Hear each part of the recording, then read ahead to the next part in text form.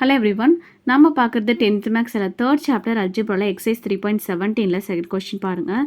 If a matrix has 16 elements, what are the possible orders it can have? What if it is have 6 elements அப்படின்னு சொல்லியிருக்காங்க. அதாவது இங்கே 2 questions கேட்டிருக்காங்க. First என்ன பண்ணுறாங்க, ஒரு மேட்ரிக்ஸில் வந்து 18 எலமெண்ட்ஸ் இருக்குன்னு சொல்லிட்டாங்க. 18 எலமெண்ட்ஸ் கொடுத்துட்டு அதுக்கான ஆர்டர் என்ன அப்படின்றத கேட்டிருக்காங்க. இன்னொன்று வந்து ஒரு மேட்ரிக்ஸில் 6 எலமெண்ட்ஸ் தான் இருக்குது, அதுக்கான ஆர்டர் வந்து என்னவா இருக்கும் அப்படின்றத கேட்டிருக்காங்க. சரிங்களா? ஸோ இங்கே என்ன கொடுத்துருக்காங்க, நம்பர் ஆஃப் எலமெண்ட்ஸ் வந்து கொடுத்துருக்காங்க. நம்பர் ஆஃப் எலமெண்ட்ஸ்னால் என்னது, நம்பர் ஆஃப் ரோஸையும் நம்பர் ஆஃப் காலம்ஸையும் மல்டிப்ளை பண்ணால் கிடைக்கக்கூடிய வேல்யூ தான் பார்த்தீங்கன்னா நம்பர் ஆஃப் எலமெண்ட்ஸ். ஓகேவா? ஒரு மேட்ரிக்ஸில் நம்பர் ஆஃப் ரோஸையும் நம்பர் ஆஃப் காலம்ஸையும் மல்டிப்ளை பண்ணாலே அதில் எத்தனை எலமெண்ட்ஸ் இருக்குது அப்படின்றத நம்ம கண்டுபிடிச்சிடலாம். ஸோ இது ஒன்று தான் நமக்கு ஹிண்ட் கொடுத்துருக்காங்க.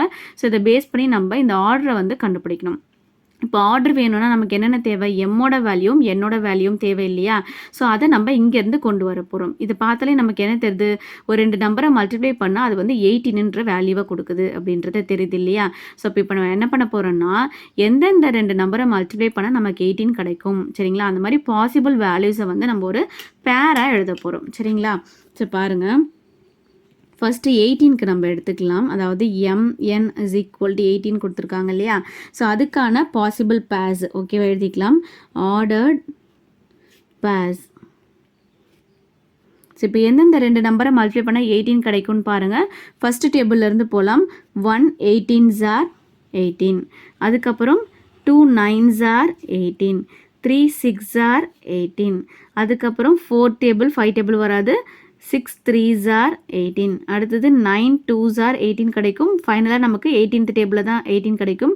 18 1s are 18. இதுதான் அதுக்கான பாசிபிள் பேர்ஸ். இதில் மட்டும்தான் நமக்கு 18 கிடைக்கும். 2 நம்பரை மல்டிப்ளை பண்ணால் இந்த பாசிபிள் வேல்யூஸில் தான் பார்த்தீங்கன்னா நமக்கு 18ன்ற வேல்யூ கிடைக்கும். சரிங்களா?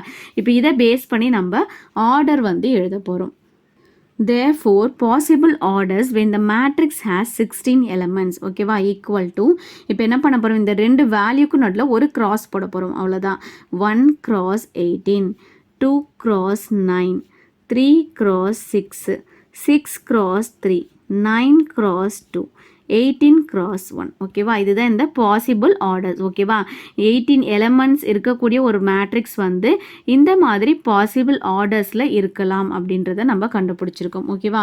அடுத்தது என்ன கொஸ்டின் கேட்டிருக்காங்க, ஒருவேளை 6 எலமெண்ட்ஸாக இருந்தால் அதோட ஆர்டர் என்ன அப்படின்றத கேட்டிருக்காங்க. சேம் இதே மாதிரி தான் போடணும். mn is equal to 6ன்னு எடுத்துக்கோங்க.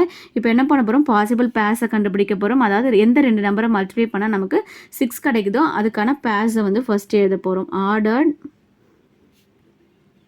pairs equal to 1 6 are 6, அதுக்கப்புறம் 2 3s are 6 கிடைக்கும். அடுத்து 3 டேபிளில் 3 2s are 6 கிடைக்குமா, 4 வராது 5 வராது.